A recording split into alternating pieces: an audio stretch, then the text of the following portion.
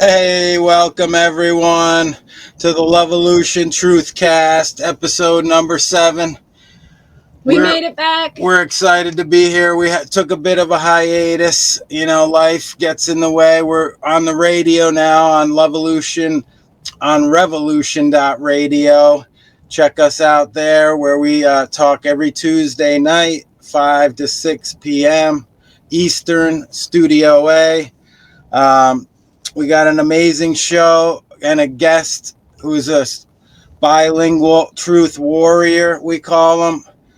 Fred Gingras, or the father of 4. He's a true patriot with true care and a Luv-A-Lution-Ary, we call him. There's our cat. But anyway. Truth seeker, speaker. Yes, and is a conscious parent, content creator. Husband. Friend. Yes, great all-around being. Started his LUV-A-Cast in 2021. Everybody, check that out. It's now on his 137th episode, blasting out the truth in French and English for all those who will hear it on YouTube, BitChute, Odyssey, Telegram, Facebook. And just excited to have you, Fred. How are you today, brother?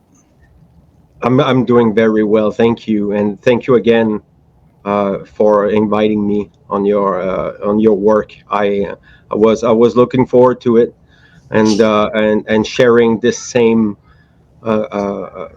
goal. It's what's important, and working on the same page. So thank to you. Yes. Absolutely, brother. We recognize that your hard work and, speaking the harsh truths out there into the ether and doing that work, the inner work yourself. We talk of the Luv-A-Lution as a personal and a collective. It starts with the individual making that conscious choice to better themselves, to learn the truth, discovery, the trivium, right, towards caring for truth and taking action in your life, evolving in consciousness and towards self-love ultimately, which none of us are taught out there in schools, religions, any of that. Self-responsibility, self-respect, which you exemplify those traits. So that's why we're talking with you, brother, the Luv-A-Lution-Ary that you are up there, up in the north. So we're wanted to just get to know you a little bit, where you were raised, I think in the Quebec province, and what your childhood was like. I was raised into a pretty normal family. It wasn't perfect, and I had to fight these events. We all have stories about our past and how it builds you from the past and the present, and it was a pretty normal. I wasn't poor or rich or something like that. I had a pretty normal youth until my sister died from cancer, and there's been a big change in my life and in the family unit as such, and too. So I'm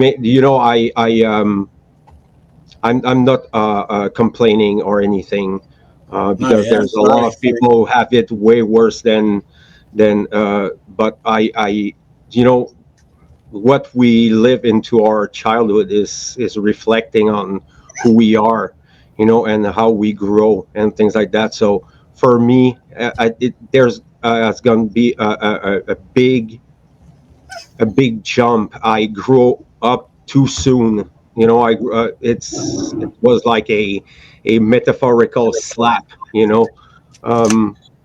So it took years, and a lot of suffering, but with the shadow work and having a beautiful wife to share my life with and to inspire me, and giving me these beautiful children, and I can give the example, and not only talk about it and talking about morality, but actually doing something, meaningful.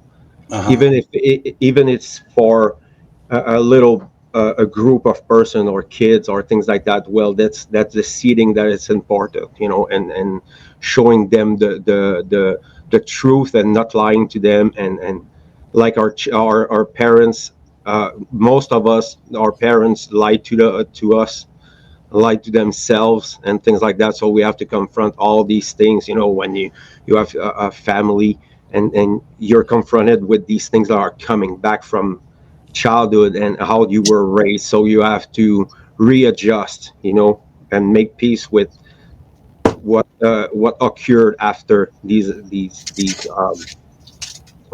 moves. It's we're not victim. And I try to repeat it as much as I can. We are not victims. Sure, bad things happen to us, but we're not victims. This mentality that people seem to espousing now is the victimization, and it's very, very bad. Because there's no people who will take the rank when we're gonna need them. And being a workforce and working for growing and not for destroying or maintaining an obsolete a machination that is government and the system, and to try to take them and see and use their imagination to look over that, being able to see, okay, there's rules, and these rules needs to be known, even for children. It's even more important.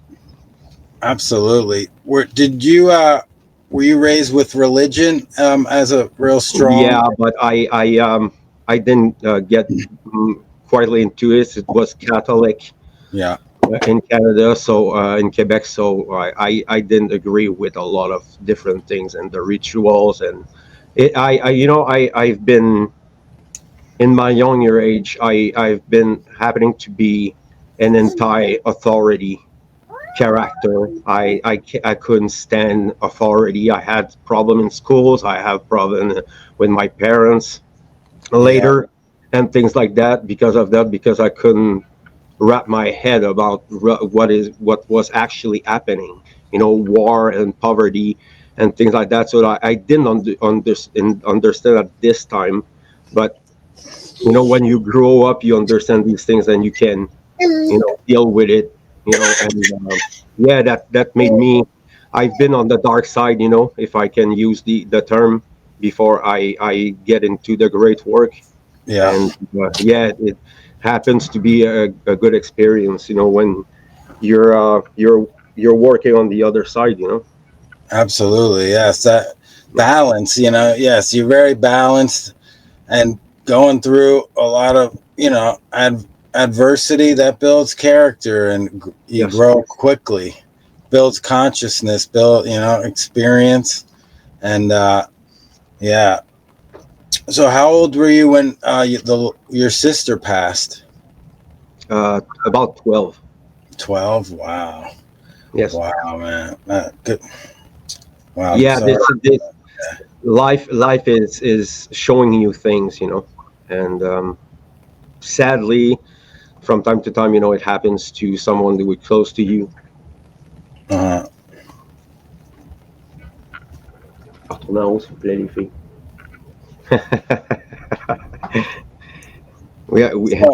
They're around. Oh yeah, parenting never stops. We said. Yeah, so we just got to roll with it. That's fine. I forgot what I was talking about, but yeah. What's a typical day like for you, Fred? You get up super early. Are you in the country? Are you in the suburbs or city? No, country. Yeah. Yes, we're surrounded by farms and agricultural places. Nice. And nature. Yeah. Cattle raising farms. There's a lot of that, and then maple syrup. There's a lot of maple syrup. yeah. It's big around here. where I live. we tap some trees and drink the sap ourselves. We're up by New Brunswick, Canada, St. Stephen. We're like 15 minutes from the border. Yeah, but anyway, on the other side of Maine, on the far east side of Maine, that's where we are. But anyway, so yeah, sorry. Back to you. Get up early, obviously with the kids. And then, but we don't send them to schools, right? We don't send them over to the state. We take responsibility. So, Yeah. so how are your? So this is another part of what we're doing. It's homeschooling. It's not easy, but everybody can do it, and it gives them the freedom of being themselves and not being forced to sit on a chair for 8 hours or 6 hours, and then afterward you have the bus and all these things, and they're completely tired and tired about their day, and you got them and they're all emotional and things like that. They don't want to do their task and when you're doing homeschooling, it's freedom. You do a little bit, because here it's really regulated in Quebec, so we have to do some things, and we cannot completely unschool children. Some are still doing it, but we're trying to show them, and it's at their pace, and this is the key there. It's not because they're 5 years old that they're gonna be ready for a language or mathematics and things like that. It's coming with the time, and so it gives them this liberty of choosing and things like that. So children needs to play. This is how they're doing their thing. This is how they grow. It's from playing. So we're trying to give them the time, and so they can use their imagination. They don't have access to tablets or cell phones, things like that. They're completely cut off from this. They know what it is. They've seen them, but they don't have access to it. We took the decision to let them use and keep this imagination factor, and not getting them addicted to this abomination that is this technology. I'm not saying that it's all bad. There's some good sides to it, but when it comes to children, it's fucking incredible. Sorry about the big word there. It's fine. Not at all. Yeah, it is. We got to be very careful and aware of putting these mind control devices. Right, Steve Jobs wouldn't let his kids go near the iPhone that he invented, supposedly. So these are mind control devices he knew he wouldn't let his kids near. So why would we let any of our kids, the inventor of this technology, supposedly? So absolutely. And it's all good. It's positive benefits too, to keep them away from it. Their imagination can run wild. They can be themselves, free. Yes, I watched my older brothers all use the technology just to keep their kids quiet in the car, at the restaurant, whatever. And then it just took them away, basically. I'd see them and they just look up from their game for a second and hey, and right back to it. And I said, wow, they're gone. And I vowed never to raise my kids like this. This is even before I met Amy, way before. And I just knew school and just the mainstream, it's all wrong. And good on you for being a responsible, conscious parent, which so few of us there are. This is choice. Everything is about choices. For me, it's the right thing to do. I don't have to think about it. It just is. I don't have to think about it too much. It's logical. And it's basic things like that makes everything messier and more confusion and chaos in the minds of people, in the mind of the children. And the solution and truth are simple things. It's always simple. So solution, you cannot heal something by using something that caused the thing.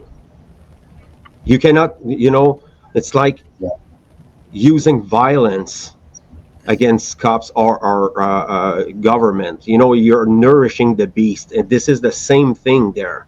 There's a paradox there. It's we're all confronted to these conditions and things like that, and we still have to be moral people, and doing the right things. But sometimes, there's things that happen in life, and what the one thing that people fear the most is the loss of control about everything. So and we don't have the time to probably to not talk about this, but this fear there, the fear of the unknown, it's the biggest one. It's the most paralyzing pain that prevent us from going forward. Yeah. One of the biggest fears also of humanity is that the truth is absolute and singular. We think it's my truth, your truth, his truth, their truth, but it's just the truth. And you got to align or you don't align. You either know it, there's no beliefs in it, and you're going to suffer. Yeah. You're going to suffer bad if you don't want to live aligned with it. Yeah, where ignorance is bliss. It's pain and suffering, where ignorance is evil, really, right? Oh, yes. The root of all evil. Yeah, absolutely. Along with the apathy, cowardice, and then laziness that keeps us where we are in this chaos with government, right? Well, government is a subsidiary of this cowardice. Yeah. People are fear taking action and taking their responsibilities. Yeah. And they let someone else, or a group or an entity or something like that, take the control over their responsibilities. That it's a fallacy, and it's so wrong in every aspect because of the nature of government. And this is a kind of conversation that I have a lot with people, because I'm talking a lot with people from outside of the internet, and I have tried to having a conversation human to human, and it's very, very, very hard to get through this shell of insecurity and fear, and for me, after all these years of shadow working and this hard work that I have myself, I don't have that anymore. Sure, I have indignation, anger, and things like that. I still get angry, but I'm not responding emotionally anymore. When I don't need it, when I don't need my emotion, I don't feel no emotion. It's simple as that. When I have to embrace this emotion and let it get it through, then I'm taking it. But I became this is the term that they're using. It's a stoic with the time, and I this is one of the key there. So when you're getting at this state of shadow working, it's this is what I call the state of acceptance. Yeah. You accept what you cannot change, and you change the things that you can change. You should change, if we take the term of Mark Passio. Yes. So I mean this is a powerful realization when you realize that this emotion that you keep inside yourself, and you repress it, it heats you by the inside. It's like it's as acidification.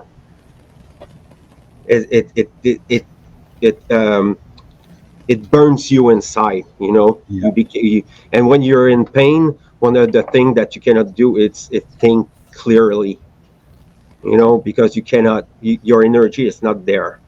So the stress, anxiety, anguish, things like that, that are the probably the symptom of every disease, and things like that. Emotion are very powerful tools, and when you don't control it, well, it you can use your emotion and having beautiful, insightful things that comes to you, and you enjoy it, and you're so happy, then you have these tears, and you get beautiful moments and beautiful experiences as human. But emotion can be your destroyer too if you cannot control it. It's a Absolutely. destroyer. Absolutely, yes. You can't control them, then what happens? Here, you end up in a jail cell in the United States. That leads to my next question. You ever spent a night in jail? No. No? Wow. Good for you, friend. Good for you. Yeah. Anyway, I've been in multiple jails in multiple states and multiple institutions. They're all evil, and there's no rehabilitating going on. It's just you're out of line, so you're in there. If you're not in line, you're not obedient, you're not acquiescing. So, yeah, I have that rebel spirit. Nothing made sense. The authority, they don't make any sense. I don't agree with what anyone was saying. And that's what school teaches us. Authority comes from outside of you, little child, and be quiet. About, Yeah, absolutely. And we love that our children, they know about the state, right? They know about the enemy. I mean, they know the truth about all this stuff. They're not order followers. Yeah, we don't lie to them like most. Our parents just kept us going with school, Santa Claus, all that nonsense. Mm-hmm. I did not indoctrinate my children into believing this. I'm telling them the truth. That's it. Good for you. Yeah, we commend you on that, brother. So few of us go against the ancestral patterns, traditions, programs, and we just keep it going, keep everyone happy. And our family, both sides, were not happy with our choices at all. And we free birthed our child. They were scared. They thought, oh my gosh, he was gonna just die. And we had to hide information from them because they were all against what we were doing. But, yeah. We had the chance to have our little boy. We had in a house for a birth house with midwives and things like that. It was a beautiful experience. So you have 3 girls and 1 boy, Fred? Yes. Oh, congratulations. Yeah, good job on you guys. That's wow. Awesome. Wow. Yeah, they're all beautiful. I like them so much. Wow. That's the most important job.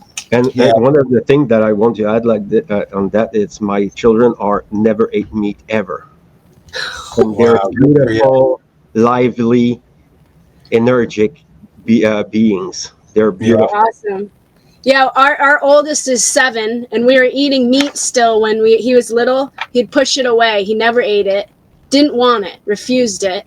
Sure. And then this one has never eaten meat either. No jabs either, right, Fred? Sure. Yeah, you're right about that. Good. Yeah, no jabs. That's truly loving and providing for your child, really. I mean, deep. And then no school. Those are the 2 most important things you could do for a child, really, to unlock their imagination, creativity, and expression, Yeah, and one thing that I brought that on the LUV-A-cast, and the key about having a good relationship with your children is consent. Mm-hmm. Children cannot give their consent. It's impossible because they're not there mentally and emotionally, and they cannot take this decision. Yeah. So based on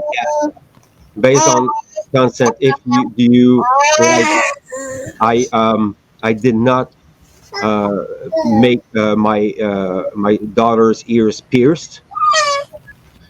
because we cannot have their consent. And we our oldest is 9 years old, and we ask her, do you want to have hearings and things like that, and she didn't want that. So I mean, it's their choice, and this is it's the same for every aspect.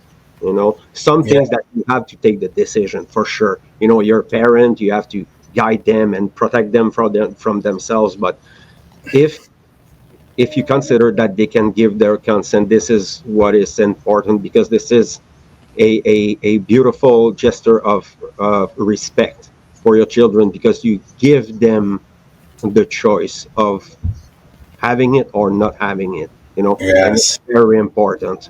Uh, Very important. yeah. Well said. Absolutely. I wasn't given any choices growing up Yes, sure. whatsoever. Forced, coerced, and Just the like me, man. church. Yeah, church, the school, and sports. Did you grow up playing hockey? No, No. Yeah, no.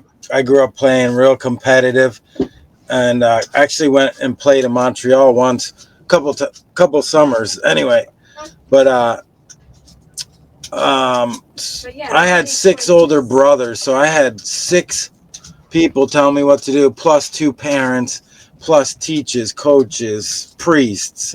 So I just said to everybody, Hmm.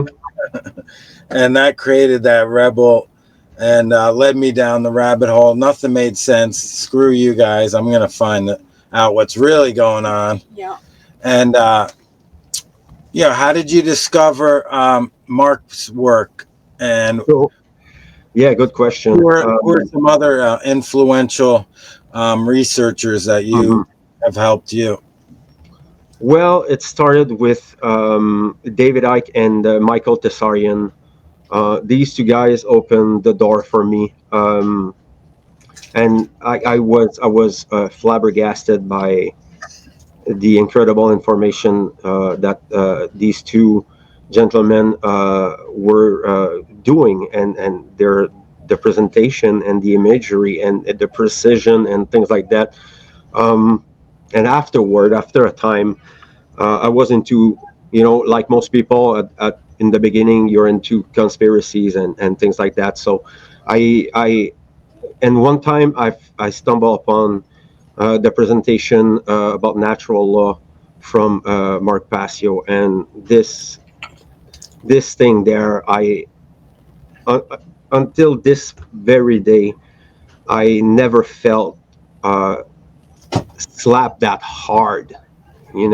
It's like you're just listening to someone and he slaps you metaphorically. It was a very hard, not combative, but very truth is always a destructive thing when you live into lies, a world of lies, and everybody lies to you. But this information there, it's is key for taking back your power.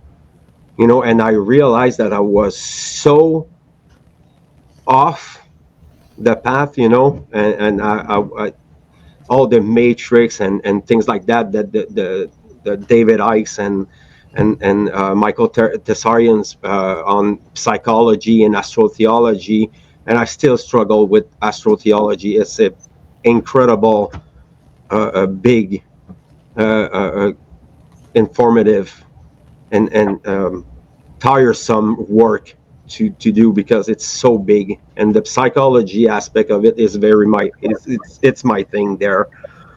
So um, Mark Passio has become a mentor for me, and I listen to almost all his stuff, because there's so much to hear from him. I don't have much time, so I try to keep and look at the presentation and things like that. And still today, I'm getting back to the podcast, and I'm getting back to the presentation, and I'm still schooled by Mark Passio.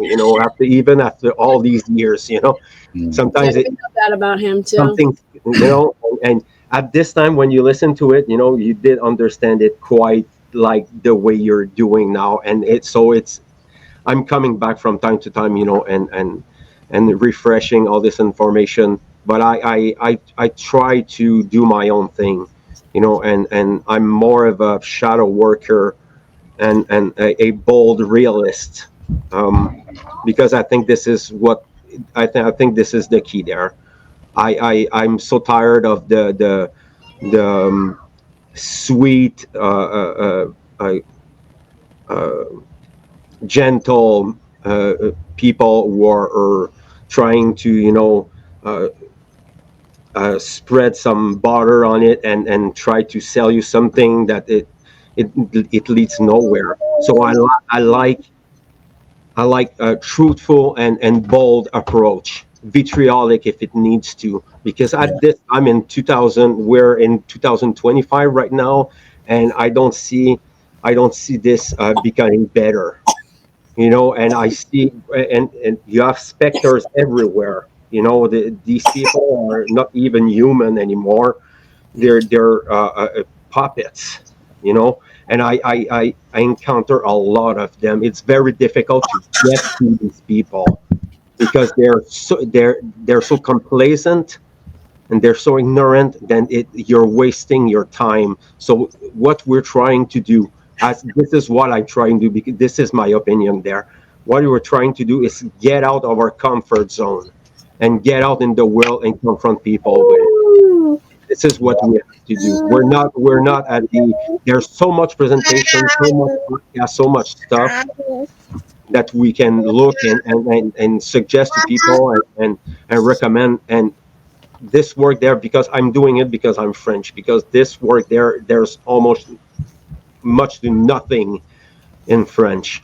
Uh-huh. This is why I'm doing it. That leads me to, do you know about the Idessa Guy Landshot? She wrote Medical Mafia, the book. She's yeah, she's an author, a whistleblower, was a doctor, and she is an amazing influence, how and inspired us. We did our first podcast. She was our guest, and she's from right out around Montreal there. And yeah, she doesn't tiptoe around anything. She's like the David Icke of back in '95. She wrote that book, Medical Mafia. Mhm. And they kicked her out of and she went to jail. She renounced her citizenship. Anyway, Guy Landshot, amazing woman. She's about in her 80s now, but amazing. Yeah, still speaking the truth. The only one like you, bilingual, doing it in both English and French. But yeah, she's incredible.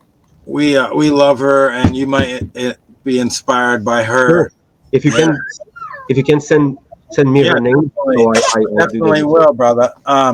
So another question for you: how do you deal with the overwhelming ignorance everywhere? How do you de-stress, unwind, take some time for yourself? I have hard time with technology. What I mean by that is social media such. I began to distance myself from it and put my energy elsewhere.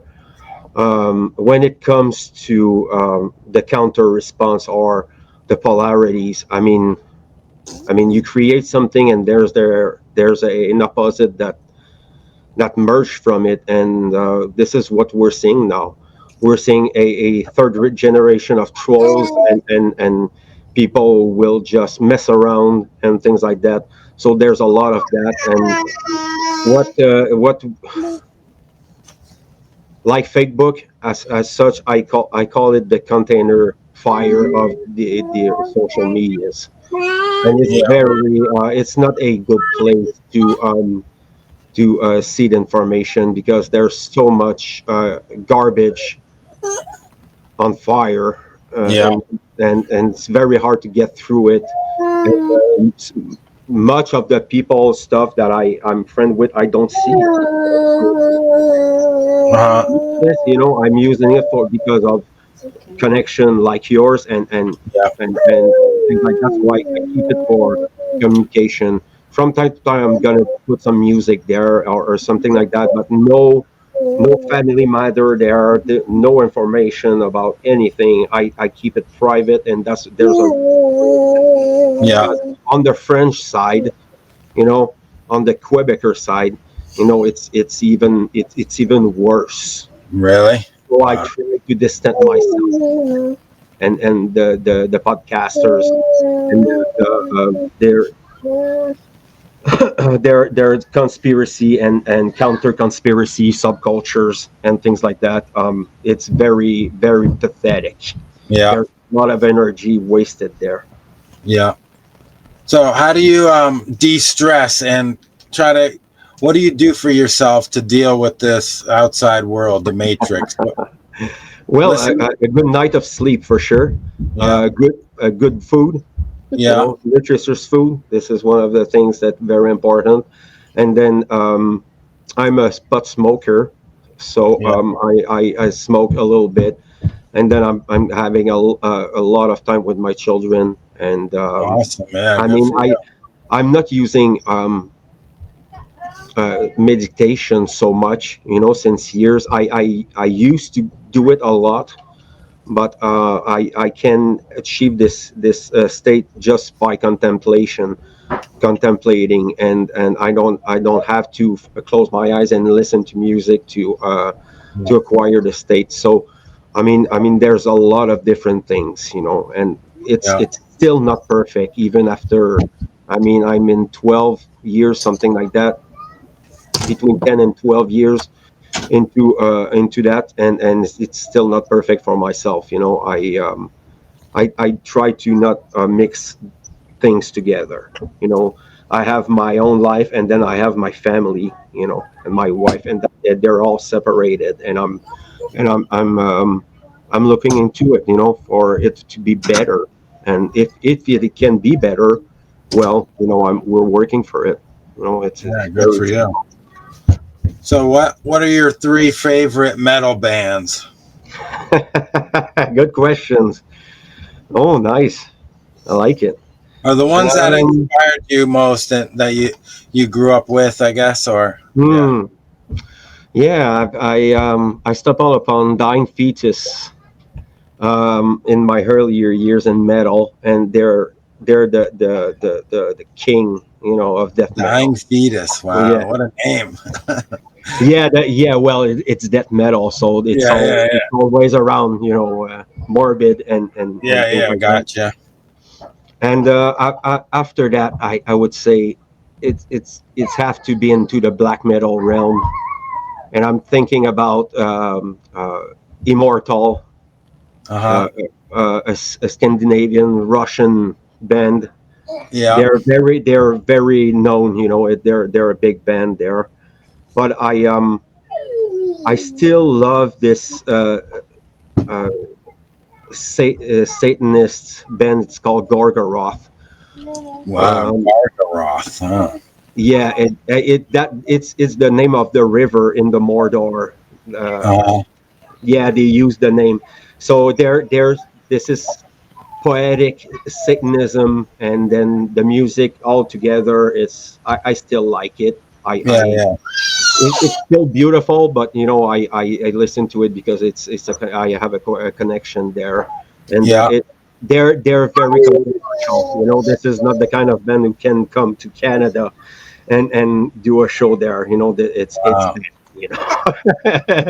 They're I like Nordic music. Oh yeah, metal and a little bit of folkloric and things mixed together, and it's incredible. Here in Montreal and Quebec, we have one of the best metal musician in the world. You know, we have bands that are known all over the world. Very popular in there. Do you play music yourself? Yes, I'm a drummer, and I can sing. I can sing metal. Nice, awesome. Yeah, good for singing. Yeah. Like that. Well, that kind, yes. Pantera. They were my favorite growing up. Pantera. I don't know. You know. System of a Down, we like a lot. Yes. It's fun to play with the kids, you know, have fun with the kids, with music. Yeah, a lot of truth, a lot of talk. From Metallica, Megadeth, these bands taught me a lot of truth growing up. Master of Puppets, you know, Yes. and what's going on, really going on. Yeah, but anyway, it's great talking with you, brother. So we appreciate you. We're not done though. We got plenty of time. Yeah, we don't meet many conscious families out there, so thank you to all, you know, your tribe over there. Yeah. How far are you from the main border? Not so much. Maybe 2.5 hours, something like that. Yeah. Yeah, I used to teach a lot of people from Quebec surfing down in southern Maine. Yeah, they love coming, driving 6 hours. They're hardcore to get those waves. we don't have much big waves here. You know. No, there's a river that everyone surfs somewhere. I forget. But anyway, yeah, we'd love to get together with you sometime. We got our passes to get across the imaginary border. So yeah. Awesome. Yes. If you happen to pass by, I can. You know, we have a lot. We have plenty of place home. So, you know, wow, that'd be amazing. Yeah, we're gonna do. I think maybe a documentary about Luv-A-Lution-Aries like yourself, and go visit them and do interviews, like but more personal in person. Yeah, I understand. Yeah. So anyway, and you're always welcome here. We're on the far east in the United States of Maine. We're across the whole state, but we look and see the mountains of St. Andrews, New Brunswick, and anyway, beautiful place. Yeah, we'll have to share it with you sometime. We'll have a Camp Luv-A-Lution, get some like-minded people together, and converse. Oh yes, and make meaningful connection. Absolutely, yeah. Some memories. We got to unite. We all talk and do content, but we got to unite in the flesh, and that's what we're all about. The Luv-A-Lution, uniting people. All right, dropping the egos. Right, we got to come from the heart and knowing, not believing. Right. Yeah. Know thyself to love thyself. We talk about freeing your mind control.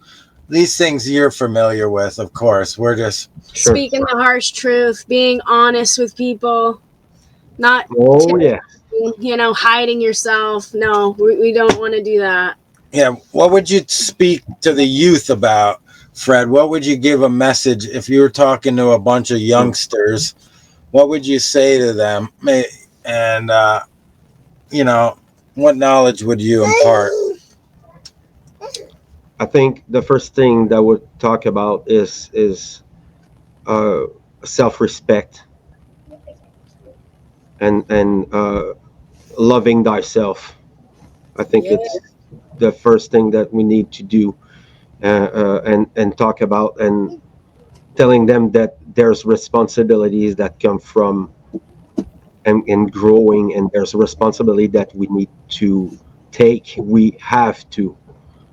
And this responsibility is to take care of oneself and taking care of the people around you, and get connected, but not on the internet.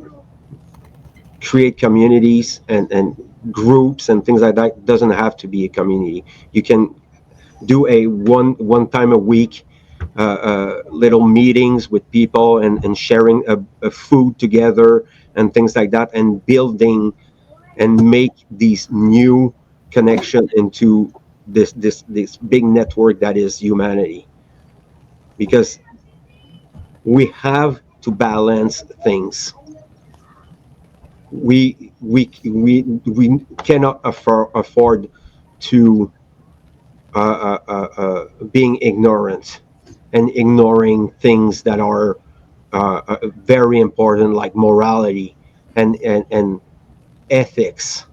We have to have ethics and morality in order to function as a society. And it's not by being 8 hours on the internet or the tablet or things like that that it's gonna happen. Reality still is, even if people don't know it or believe it or realize it. It doesn't matter. Life goes on. Sadly, some people will realize it too late, and this is what we have. It's the problem is in the education. So the solution is gonna be in the education. Mm-hmm. Need the children and the young and the young adult. They have to be self-conscious, Yes. and knowing about your responsibility and the relationship that you have with yourself and the others, because without this connection, we're lost. We're going right on the wall. This is where we're going. If people disconnect, the one goal of tyranny, it's to divide people, it's to break the family unit. This is what they're trying to do since the early 1900. Yeah. So they have the first wave feminism. That was the first attempt to legitimize slavery on women. So the women didn't work. Sure, they didn't have the right to vote, but does it really matter at this point? And then you have the second wave feminism, and then right now, we have the red pill movement. The red pill movement is the meninists. They're the men feminists for men rights, and then you have the neo feminists on the other side. And let me tell you something. If we cannot take it back, if we cannot stop this nonsense, we're gonna be extinct in few generations. The young are indoctrinated into nonsense. Yeah, it's getting worse. Yes, it's getting worse every day. Yeah. The responsibility of the parents is to prevent this world from hurting their children, and they're sending them right into the mouth of the wolf. Yeah, we just hand them over like this. We just hand them right to them. Please take it. Yeah, we used to defend our kids. We used to defend them with guns when they introduced schools. And we said, no way, we wouldn't do that. It's crazy. You're not teaching our kids. Now we hand them over gladly, of course. Pick them up, drop them off. Yeah, of course it's hard. Feed them. I mean, what a great daycare. Of course it's hard parenting. Yeah, we're with our kids 24 hours a day. Of course it gets challenging, but we do it because it's the right thing to do. Yep. Yes. That's why we're doing this. We're doing the right thing for our children. And they're the most, they're the most vulnerable group of people on this earth. We got to protect our kids, parents out there, okay? Protect our children from the medical mafia, from the state, and from, ignorance everywhere. Being responsible means being with your child, making sacrifices. Yes. Fred knows about this. Oh, yes. Yes, and I would sacrifice everything without even thinking about it. Yeah, this is how we should be as parents, and not only for our children, but for the other children, and for the elderly people. And this is what we should do. But and teaching them about the morality, how we don't have a right to harm the animals, right? We didn't create them, we can't destroy them. And we're eating, we go a step further and call people cannibals, because that's what I was. And we know they feed people, us humans, in the fast food industry. I remember hearing about people's fingers in the Wendy's chili and McDonald's. But you know what? People still go eat that stuff, even though they know there's human parts in it. That's sick, huh? It's ghastly. Yeah. and Fred teaches his kids the truth about that. We teach our kids the truth about we don't have the right. They're our brothers and sisters in consciousness. You cut us up and fillet us, we taste the same as a pig, a cow, or whatever you want, right? I know. It's funny how people are like, oh, I'm so spiritual. And you zoom in on their plate, they're eating like a dead cow. You're like, yeah, you're so spiritual. Go, you. Yeah, and I need to say that I'm not vegan. I'm vegetarian. I had to come back to vegetarianism because of health and things like that. So this is a subject there that it makes me angry a lot. We've seen a lot of debates and energy around that. I mean, for me, it's self-evident. For the people who have the guts and they're not cowards and they want to see something, and if you still after seeing earthlings, it's called terrien in French. If you have the guts to go all through that, and still eating meat after that, I mean, that's that movie. So we discovered Mark together, and he was saying how he was talking to Max Egan in an interview, and he said, "You don't love your kids if you send them to school or something." And we were like, and he was so angry. We're like, whoa, who's this guy? we love that passion, the passionate Passio. He doesn't give a shit what people think. And he said, go check out Earthlings. We did, and we quit. I quit my job and quit meat right then in one afternoon because I was a commercial lobsterman. We didn't know where we were going to get our money, but morality comes before money. Yeah, we had a mortgage and a baby, and I just quit my job because I knew it was wrong. I'd done it 5 years. It was low. I almost died a few times. A lot of dead fish that have to die in order to catch one thing out there. And I got to bait all the bags, and it was a low vibration job. Learned a lot.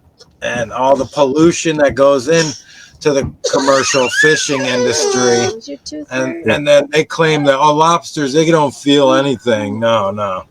Well, when we're pulling them up, they're trying to bite me as I'm trying to band them. Of course they're feeling it. They're pissed off. They don't want to be taken out of their homes, That was my favorite food, lobster, and I gave it up because I realized my taste buds were not more important than these lobsters' lives. So people, you say you can't do it. I'm living proof that, you can let go of your favorite food by just getting through it, talking to yourself. Yeah, phasing it out. You don't need to do it all at once, but it wasn't easy. We miss cheese. Sometimes I miss cheese a lot and have to remind myself. Yes. Yeah. I raised my children meatless, and they're vegetarians, and I don't regret anything. There's consciousness. Children understand if you explain to them, what is granddad is eating and things like that. So I'm telling them this is tissues of a dead animal. This is muscle. Okay, so, and I'm telling them, this is pig, this is chicken, and things like that, and I'm telling right them the truth, the plain simple. I'm not telling them how they were killed, but I'm telling them needs, in order for people to have meat, animal needs to die, so they understand this pretty simple thing, and they don't want to eat meat. Yeah. Good for you. I was never taught really that. And they cover it up by saying, this is ham, sweetheart. This is bacon. See, they don't tell you what it is, really. Sure, there's the connection there. That obfuscation with the words. Yeah. See, like pork and bacon and ham, instead of calling it what it is, a pig, right? Yeah, it's all the same thing. Yes, absolutely. I didn't put it together till I was 37. And she taught me about not eating, we don't need to drink milk from another species. What? Oh, you mean this isn't good for me? And I was drinking a big thing of vitamin D, cow's milk. And then I realized, oh my goodness. And then it's not even milk, it's just cow's pus, really, and these poor female cows, they got to chain their ankles for them to walk because they're so heavy. Yeah, they get separated from their babies. It's just torture. Man. And we're perpetuating that with our choices at the store. But and we're sharing their pain. Absolutely, yeah. A fog lifted when we stopped. Personally, yeah, for me too. The fear fog and the consciousness. Absolutely. Yeah, the consciousness raises and your fear lowers, basically, because we're not eating murdered, tortured energy. Absolutely. Yeah, and I made 2 podcasts, one in French and one in English recently. For the people, it's the LUV-A-Cast on YouTube. Everything is there. So you go, and it's called The Cult of Death, Carnism, Part 1, Carnism. And I'm going, I think it's an hour and 15 minutes or something like that. So there's the French, if you understand French, and there's the English counterpart there. Yeah, you did a great job. We checked it out. The pictures, well done. Yeah, we love your videos, the hard-hitting truth, brother. We appreciate it. We've been listening to you for a while now, so we appreciate you. And it's always refreshing to have a like-minded person speaking from his heart and speaking the truth. So we appreciate it. To all our listeners, we'll put Fred's information down below in the description box so you can check out his work. He's amazing. Yes, he is. We appreciate Fred. We go way back. I'm gonna do a little ad there. If you're interested and you have information or knowledge that is sensibly into what I'm doing, the podcast is open, so everybody can partake in it. So just contact me. The address is available on YouTube, and Fred Gingras. That's my name, and then you go on Facebook and go there and find me there. No problem. Wow, awesome, brother. Well, we appreciate taking the time. I know you're a busy family man, so you too, huh? yeah, absolutely. And well, we love you, brother. Keep loving yourself.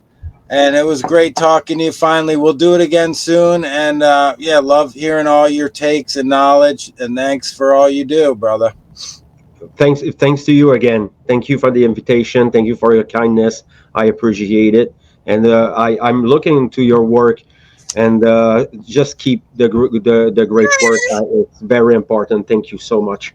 Thank you. Likewise, brother. Love you, brother. A tout à l'heure.